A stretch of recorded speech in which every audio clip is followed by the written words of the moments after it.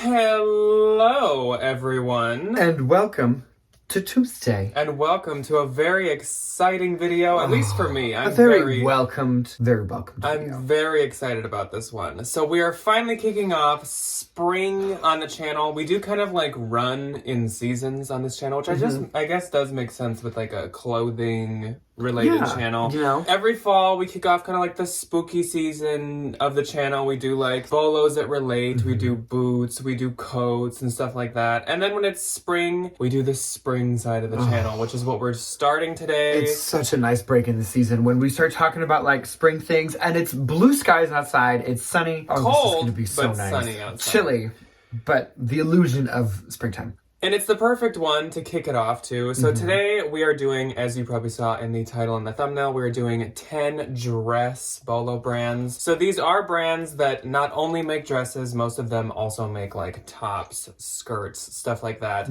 But we are really focusing on dresses today, and a lot of them do specialize in it. And actually a few of them do only make dresses. But for the most part, these are dress-heavy brands. Yes. And I tried to make sure to pick out some very pretty ones as well, because when I think spring, I think flowers, I think gardening, I think florals. I think linen. So that's kind of what we focused on, because of course there are many, many minimal brands as well, but this is kind of a maximal, floral, colorful little Which is situation. right up my alley. Yes. The more color, the more pattern, the more like tangible physical things, the better. And of course, if you are a Valentine, we do have bonus bolos going up tomorrow for the Valentines. Yes, so today we will be talking about 10 bolos. I will do 5 and Ryan will do 5. And then tomorrow we will have 8 other bolos. Yes, we will. More that we've never talked about, more that are worth a lot of money, more to keep your eyes out for tomorrow for the Valentines. Before we jump into the list though, I would like to thank everybody for the birthday wishes. Anybody that left me one or sent me a DM, that was very sweet. We had a good birthday. Actually, we had a really fun birthday. We had so much fun. So we went to our local brewery, and they were actually having bingo, which they've only done a couple times, but it just so happened they were doing it on the day we went. It was packed. It was busy, and it's like kind of a small place, so it was like really nice to have everybody there. There were 9 rounds, or 8. On the 3rd round, I won. And on the 4th round, Ryan won. But I didn't just win a regular round. I won blackout. Yes. So I won double what everybody else got, which was... And I had this like little dopey walk I did when I went to go turn in my bingo card. I won like 81 and Ryan won like 150. $157.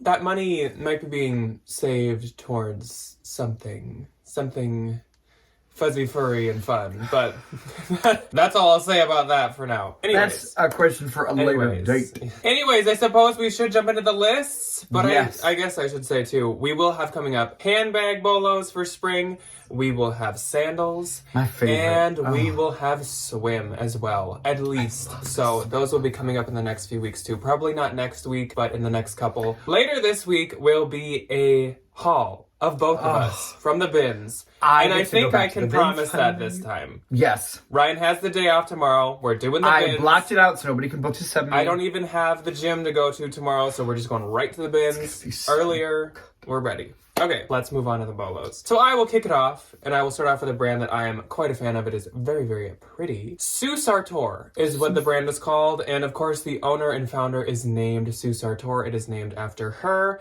She is an independent designer, and her interests include art, fashion, and flowers, and that is quite reflected on the dresses that she creates. So she started off her business, or her career path as being the merchandiser for the Calvin Klein collection of the 90s. So if you don't know Calvin Klein collection, that is the expensive side of Calvin Klein. I don't think they make it right now. For a while, it turned into Calvin Klein 205 West 39 NYC, but I think that is gone as well too. But it like kind of comes back and leaves every once in a while. But she was the merchandiser for it in the 90s. She then started her own brand, and in her brand, she uses sustainably sourced materials from all around the world. And her garments are made for getaways and for making statements, which once again, you can really tell they're very heavily colorful, heavily floral, very good for like a nice Miami moment or something like that. But all of her pieces are very limited in their releases. She doesn't make much of many because her materials are sourced from very like limited, exclusive places around the world. And so they're very small batch items, which of course means that if you find them, they're expensive. They can be very rare, and they can sometimes even go up over retail value. So her dresses are sold at Sue Sartor's website. They're also sometimes, at least on the Anthropologie website, maybe in the store, in that, like, sometimes they have a little section of, like, these are from the website. There's only one in the whole like, really store. random, like, website pull stuff. Possibly, but I have a feeling with the retail price that they're mainly on the website. And then there's a website you will hear quite a few times today, and it is called Tuckernuck. And Tuckernuck is a kind of like dress boutique online. Yeah. And they sell very expensive, mainly more floral, whimsical brands. Yeah. And she is sold on there. So the retail for her dresses are $395 to $625, and the resale is $200 to $500. Once again, though, I'm sure that it can even, like, expand past that. And my first one is one that I have, thankfully, a little bit of experience with, and I think it's quite beautiful. We are both big fans of this one. Yes, they make some adorable stuff. It is C New York, founded in 2007 in, conveniently of all places, New York. Can you believe I can't it? believe Wow. I thought it'd be LA. Shocker. It was founded by, it's kind of a cute little backstory, two childhood best friends. One of them, Miss Monica, is like really whimsical, and she's like very granny core and like very coastal grandma. Everything is lace, everything is like very cottagey. And Mr. Sean, her childhood best friend, is a little bit more modern, a little bit more refined, which is where you get C, which is where they like meet in the middle. Because they use a lot of lace, they do a ton of like pinstriping and these kind of like very dainty looking little fabrics, but they're these like nice new designs, and they have these like really fun new little accents to them. A lot of like grandma quilty type situations. Absolutely. As well. Especially in their knitwear, they do a ton of like crochet or those like little, I'm not gonna call them a rosette, but those little like floret elements that you see on like grandma cardigans sometimes. Super cute. They are really sold in many, many, many places. They're sold on Tuckernuck, which is that kind of like really high-end like floral dress kind of boutique website. They're sold at Nordstrom. They're sold at a ton of different really high-end department stores, Saks, Bergdorf's, Holt Renford. Is that how you say that? Holt? I think Canada. That's like their Nordstrom, I believe. Yeah, and then a ton of the like really fancy online websites. Their dresses is kind of what they're known for. They make a ton. They always make their dresses to be like perfect for your everyday wear. They can like just transition into some like really fancy little moment. They retail for about $330 to $1,200 depending on like the material and how complicated it was to make. And they resale for about $75 for some of the more boring ones to about $500 for some of the fancier ones. And they are known for their jackets and coats too. So definitely be on the look out for those as well. Those keep their value really, really well. My next brand is a brand called Studio 189, and it is written out or typed out as Studio 189, but if you say it, it's supposed to be 189. They were co-founded by two people, Rosario Dawson and Abrima Erwia. They are made in Africa using African-inspired looks and aesthetics. Oh, pretty. So they use very traditional techniques in making their dresses, which includes kente weaving and plant-based dyeing. So they really like hone in on where they're created. They support communities in the area as well and organizations in Africa and then also in the US. And they create jobs and a lot of educational opportunities in Africa. Nice. They have collaborated with Fendi, Nike, Opening Ceremony, Ukes, and even J. Crew. And their J. Crew stuff is really, really pretty. And I think it was quite expensive, even though it was sold at J. Crew. And it looks a lot like the stuff you're seeing here, like the more higher end expensive the like traditional stuff. regular. So definitely don't sleep on the J. Crew stuff either. They are sold at Saks Fifth, Bergdorf Goodman, Shopbop, and Net-a-Porter. The retail on a dress from them is $200 to $800, though they do make some skirts and such as well. And the resale for a dress is $150 to $600, so they do actually keep their value quite well. That's pretty good. Yeah. My next one is a little bit more fun, a little bit more modern for the younger girlies.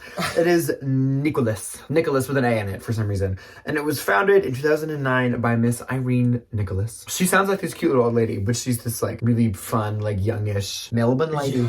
Youngish Melbourne lady. She bases each collection on a mood, a feeling, or a vibe, as in her words. And I was just like, thanks, Irene, appreciate it. Thanks for that lovely description. She has this very large focus on inclusive sizing, as well as modern and very timeless silhouettes. She uses a lot of vibrant prints, vibrant colors. She always wants wants you to be like that girl when you like walk in the club in your Nicholas dress. She also does a ton with like different silhouettes because she wants people to have a dress for every occasion, which I think is kind of sweet. She definitely has a lot of this like very Australian kind of like vibe to it when you kind of look at her stuff. She is from Melbourne on the sunny side of the island, as she says in her little like website thing. Yeah. So she always tries to bring a little bit of like the Australian trend into like her American stuff. And she does a lot of like two pieces and like longer like duster dresses, which apparently is very popular down there. But her maxis are very, very, Down very in popular. Melbourne? Down in Melbourne. Yeah, a lot of her like maxis are worn by like the people in LA that go to clubs and are fancy. She's sold kind of all over the place. On her website, she's sold in 150 stores worldwide, which is kind of a lot. So she's at like Nordstrom and Saks and Bloomies and Bergdorf's and Holt Renford's and all the really expensive department stores. And she's on all the really expensive, trendy websites. She's one where she's like very much like everywhere, which is kind of nice. And they retail for about $450 to $600, and they resale for about $100 to $300. So my next brand is a brand called Totem. T-O-T-E-M-E. And the middle E has one of those fun little roofs on it. They put a little house over it. So they are a style universe with one single aesthetic, which I think what they mean by that is like we make a lot of stuff, but you can tell that it's all meant to go together and it's made by us, which is just an interesting way to say it. They are based in Stockholm, Sweden, and they have a focus on women's needs, their lives, and their ambitions. They were founded in 2014 by Ellen Kling and Carl Lindman. Their designs are very purposeful with their own style identities for specific occasions, which again, I kind of feel like... That's kind of wordy. I kind of feel like they're saying kind of like, a lot. we make different styles so you can wear our stuff to different things, I think is what they're saying. Wow. It'd be nicer if it was worded that way. I was gonna say layman's terms, honey. Layman's terms. There's what I think it's my last one here that's like crazy. Oh, there was a couple of wild ones. Yeah, in this there's one. There was a couple of funkers. So they stick to the same designs, and over time they like slightly evolve them, which is kind of cool too. Oh, that's cute. So it seems like they really focus in on this, like you know that someone's in like a Totem dress. If you know, you know. Kind of the girl's the girl, our Totem girl. The Totemi girls. So their dresses are sold at Net-a-Porter, Forward, Essence, Saks, and Bergdorf, which all very expensive places, especially those online boutiques. Those are like top of the line. So pricey. Retail price for a dress is $300 to $900, and resale is $150 to $500. So you are in the money if you found a Totem. A Totemi. A Totem. A little house. Yeah. My next one is definitely a little bit more on the easier to get side, if you know what I'm saying. And the name is... Attainability is a little more... They're a little cheaper. The brand is Dish, which I think is really funny. Dish. It's also very Australian. D-I-S-S-H. Not, yeah, there's not two just S's. Dish, yeah. Two S's for It's some called reason. Hot Dish or Casserole. This is another Australian brand, so you got Dish. So if you'd like to say it correctly, it's A dish. A dish. Dish. Probably the second one. Dish. I have no idea. It was founded by Miss Lucy Henry Hicks, and she... Lucy Henry Hicks, which is a very American-sounding name. It is, yeah. She's very like... She's from like the old South. She's got a truck, and Australia. her husband has a farm, and Daddy had the same farm, and yada, yada, yada. She says, I'm from Dallas, Australia. That's exactly who she would be. And she is a company for women, by women. They have a 200-plus person workforce in Australia. So this company's like huge. And they just make like dresses and women's clothes and stuff. And it's predominantly women designing things for other women, which is a very big hallmark of her business. She definitely loves to romanticize the Australian outback because in all of her dresses, they're like, it's the getting eaten by a dingo linen dress. Or I was like, kicked by a kangaroo. or it's like you got bit by some big poisonous spider linen two-piece. Like, Oh my it's these gosh. really kind of like funny, ridiculous A things. basketball-sized mosquitoes coming at me Like, skirt. I got beat up by a koala. I got pummeled by a Sweater. koala. Yeah, that's pretty much it. Yeah, It's really all we've funny. done is crap on her this whole time. They're actually very I'm beautiful sorry, dresses. Miss Lucy Henry Miss Hicks. Lucy Henry Hicks. They're these like really simple garments, but they have these like very like high look tailors to them. So it'll be like a regular linen maxi dress, but it'll have like boning and it'll be a little bit more fitted. It's like very upscale, which is quite nice. Tailored is kind of the theme of her Australian Outback wild dream. She is committed to working with the environment. A lot of her textiles come from places in Australia because she knows where they're from, she knows the people, and she can ensure safe working conditions, and she tries to do that when she has to outsource some of her materials. She is really only sold in a couple of places, which is predominantly her website. She is sold at Forward and Net-a-Porter. So again, those like really kind of like higher end, trendier online places. They only retail though for about $150 to $225. So they really aren't that expensive. And they resale for about $30 to $150. So your Australian eaten by koala. My next brand is named after its founder once again, and this is Sylvia Taurasi. So she, and this is a really interesting title to have, and I do not know what it means at all. Americans being uneducated about European in France, she is the officer of the Order of Arts and Letters. Like officially. She's that person. She's the one. I hope they gave her like a really expensive, like ancient, like letter opener. Yeah, or like a really old, like typewriter. Queen owned Anne's, by like yeah. So she was born in Colombia, on the shores of the Caribbean, which sounds absolutely beautiful, magical, and magnificent. Stunning. She started as an interior designer, which it sounded like that was like her first job, which is very affluent. My first job was at Toys R Us. My first job was at a Walgreens. And she's designing homes. But after interior design, she got a bit bored, and so she found a new artistic expression in fashion, which I wish. I wish I could just get bored of interior. I want to design a fashion line bored. now. Ugh. So she has been at the Paris and Milano Fashion Weeks multiple times, having her own shows with her line, Sylvia Taurasi. And she has 15 of her own stores that are worldwide, is what she said. So I don't know exactly what countries they're in, but obviously they're in more than one. Another very fun, interesting fact about her is she now also owns and runs hotels, like a few of them, and they're called like the Taurasi Experience and the Taurasi Luxury Spas and stuff like that. So again, very affluent of her. Her dresses, though, are sold at Neiman's, Bergdorf, and Saks, along with probably a couple others.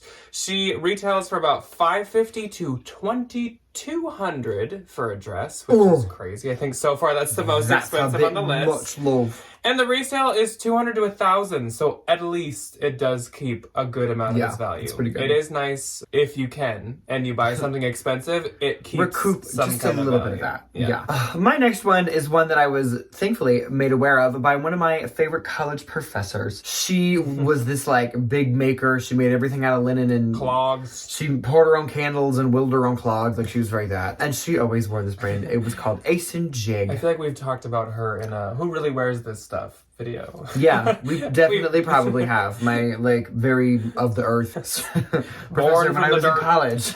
She was so sweet. They were founded in 2009 by, if you can believe it, Portland, Oregon and Brooklyn, New York. Wow. They, by these two wonderful little friends named Cindy and Jane, they met in fashion school and they kind of had this little hot girl moment where they just geeked out over textiles. And that was all that they ever talked about in college was textiles and like weaving and the dyeing and the knitting and the assemblage and all the kind of ins and outs of textiles. I picture them just like gossiping about that. They're like, That's everybody else is like, oh my gosh, did you hear about the party last night? Like blank and blank got in a fight. And they're like, oh my gosh, did you hear that? Somebody like ripped that piece of cloth. They, in their little like website bio, said they got yelled at in college because they were sitting next to each other in a lecture hall talking about like neutral dyeing processes. Passing notes, like... No, like talking in the back of an auditorium and the professor's like, would you two shut up? Do you think I could dye a shirt with a raspberry? And then she like passes it. That's probably it. So they are the most committed to this lovely little mission. They definitely are like champions in the industry and they have been for a while because they've been around since 2009 and the brand has been very popular since like 2010, right after they started. Like they know all the farmers in India where all their like crops are harvested and all the cotton is picked and all these other things. They provide free daycare to the farm workers, which is super nice and super new. And they provide free daycare to like all the people in the factories where they make all the things and everybody in the US where they, you know, like have offices and stuff. They also like do this 15% thing where 15% of their profits every year go to a different charity. Which is quite nice. So they're very, very, very philanthropic. They're also very committed to being like carbon like negative. Good. Where they like do the opposite of I like of expelling carbon. they like read it to me, and I was still just like, huh? Like it didn't really make a whole lot of sense when they were explaining what they do. I think it's usually Like they put more like oxygen out. I think it's kind of like this. Usually like you can plant trees to be carbon negative. You can like literally grow plants. Yeah. So they were gonna do that, and then they also did one of those like newfangled, like really fancy, like good for you, like company specific way that they organize their like the interior workings of the company, and it's just this like very green, very like natural company. Or it's this like really new, crazy fangled like company organization. She talked about it a lot. You sit on a haystack and right up against a tree. All the well, I envisioned like everybody had those like rollerball chairs. That's kind of what I thought. But like it's very new and it's very newfangled. It's very good for the company and the environment. I don't really know how to explain End of the day, they're very good towards the earth. Yeah, that's it. Thank you. Their dresses are also very popular. They've had some that they've been making since they started in 2009, and they retail for about $300 to $450, and they resale for about $100 to $200, and they are only sold on the Ace and Jig website. In their newfangled company business motto, their treehouse situation. So moving on to my last brand, and this is the one that I warned you about because it's a little funky. We love saving the best for last. So first off, I could not figure out how to say the name, and then when I found out, I was like, duh. So it's Mademoiselle, like Mademoiselle, like the French saying, which means chopped it like up a Mrs. or something. It's like I'm totally wrong, I'm sure. But it's like in 2 words, so it's like Mademoiselle. This one, I have a lot of direct sentences and quotes from the website because it was hard to decipher what was even being said, and there was no amount of normal information. No. So this is what we're working with. She's little. The first one's probably the weirdest one. So this is kind of like about the founder, and her name is Anita. I do know that. Anita. What a lovely, like, regular person's name. Anita. So we start off the bio with, in osmosis with the universe, Anita has given life to authentic and timeless fashion. Somebody want to tell me what the heck osmosis means? First of all. Second of all. So, again, we'll try to work through some of these sentences that were still a little funky worded, but, like, I kind of got what they were saying. Her eyes and her heart reach out to the forefront of handmade cultures. Anita nurtures her taste for clothing that is sophisticated and effortless. Season after season, she invites you to follow a unique path as her emotions unfold. So in layman's terms, she makes colorful clothing that can be sold at Free People. Perfect. She cries when she sees her garment, and then she laughs when she sees We were just picturing that she's having her runway, and like at like look number 3, she's just like in the crowd, like, oh my gosh, and then like look number 6, she's like, she's just pointing, she's going through all these different emotions. Then she's like suddenly really mad. She's just when she gets like really nervous, she like turns around in her stupid little like chair. Oh god. Each look, she has like a totally different emotion for her. Girl, over dramatic. So, I don't got a start year. I don't know where they're from. I don't know where they go. Because she's in whatever osmosis is with the universe. There's a start all year. I know is these dresses exist somewhere in the universe. You can buy them online. They're sold with American dollars. Very rarely at Free People. I think it's kind of a Magnolia Pearl situation where they're very expensive. So yes, there's a few, but not much. Yeah. They're also sold at Neiman's, Revolve, and Farfetch. So it's kind of an interesting mix of places. Retail for the dresses is $300 to $800, and the resale is $75 to $400 in osmosis with the universe. In osmosis with the universe. I still don't know what that means. And I don't remember any of my high school. I'm going to assume it's biology. It sounds like cells. No. Osmosis is a cellular thing. But yeah, I think it's like 2 things, like when 2 cells, like it's either when they rip apart or when they combine. One of them is one word and one of them is osmosis. And we're drifting apart. But now, time's splitting us up. Anyway, okay. We're not here to teach you science, so if someone's going to correct us in the comments, we know that we don't know what we're I'm on our talking teacher, not a science teacher. I know math. I don't know anything about osmosis. I don't know anything about science. Anyway, but what I do know something about is our next brand, Mr. Dries Van Noten, who I didn't know was like still very much alive. I thought this was going to be like a Christian Dior situation. They are an older where brand. he'd been like dead for like decades. No, he's like 2 years older than my dad. He was born in 1958. So he's 65. Oh god, I have an old dad. Anyway, he is a Belgian designer. He is a 3rd generation tailor. So his granddaddy's granddaddy was the one who was like, let's make some suits. My great-great-grandpa. My great-great-grandpa used to take in some people's pants, which is quite nice. He so had this like very deep-seated... My great-great-grandpappy made my pants into shorts. Just skipping down the Belgian streets. He definitely had this epitome for fashion and an eye for tailoring and well-crafted design from a young age, which is in his words, not mine. He had this like centuries-long bio. Like, I knew his favorite color. I know this man's shoe size. I know where he likes to get his cup of coffee. His son's first grade book report. Like, we got a lot of information about Mr. Dries Van Noten. In college. Literally. It said, like, receiving high marks in all classes. And I was like, thank you, we know. Though he struggled in, like, biology, he did receive high marks and, like, okay. Thank you. Okay, Dries. I think it, like, described him and his wife's, like, first date at one point.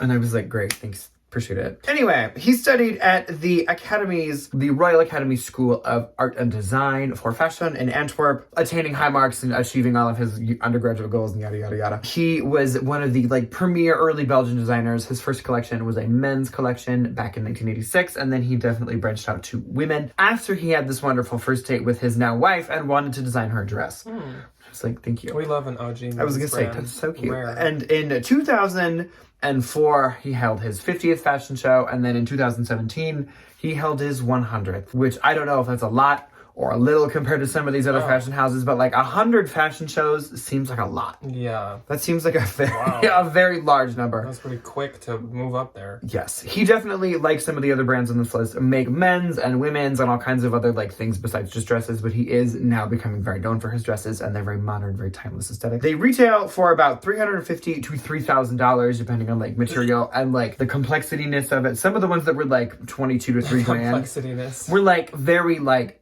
a lot. And they resale for about 100 to 500, and he has sold at many, many places like Nordstrom's and Saks and Bloomies and all the really trendy department stores and all the really expensive online places. I'm sure if it was a $3,000 dress, more than 500 probably. Yes, absolutely. A lot of our like resale quotes do not consider the the couture. crazy like really expensive like outlier dresses like rare. Yeah.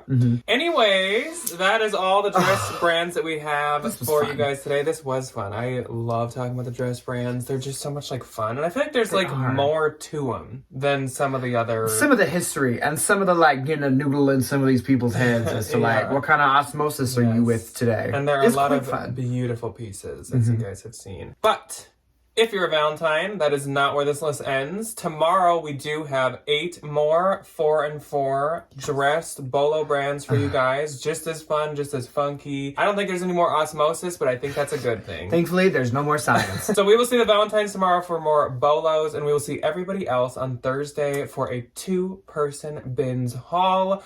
When we're filming this, we are going tomorrow, so just pretend you're seeing this in the past and wish us luck. And hopefully that I find my Birkin. Yeah, maybe this will be the day. One of these times, baby, it's gonna happen. Need my Birkin. So we will see the Valentines tomorrow, and we will see everybody else on Thursday. Let us know if you knew any of these, if you've had experience, what you think about them. Are there brands we missed that we should have included? And we will see you when we see you. Goodbye. Goodbye.